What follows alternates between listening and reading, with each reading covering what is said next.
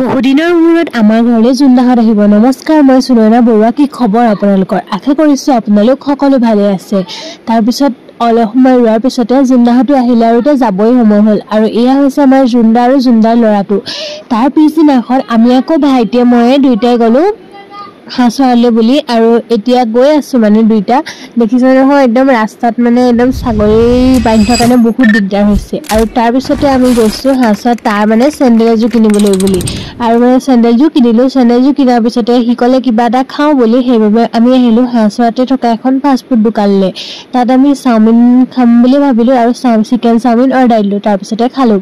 তাৰ পিছদিনাখন মোৰ এক্সাম আছিলে নহয়। এক্সাম বুলি জানেনে ৰাইজ, একোৱেই পঢ়া নাছিলোঁ, কিন্তু অলপ আৰু পাৰিলোঁ। আৰু তাৰপিছতে গ'লোঁ গ্ৰন্থমেলালৈ। মানে আমাৰ পৰীক্ষা দিয়াৰ পিছতে আমাৰ কলেজতে আছিলে গ্ৰন্থমেলা পাতিছিলে। তাৰপিছতে আহিলোঁ চাওমিন খাই ঘৰলৈ বুলি। গতিকে আছিলে বাই।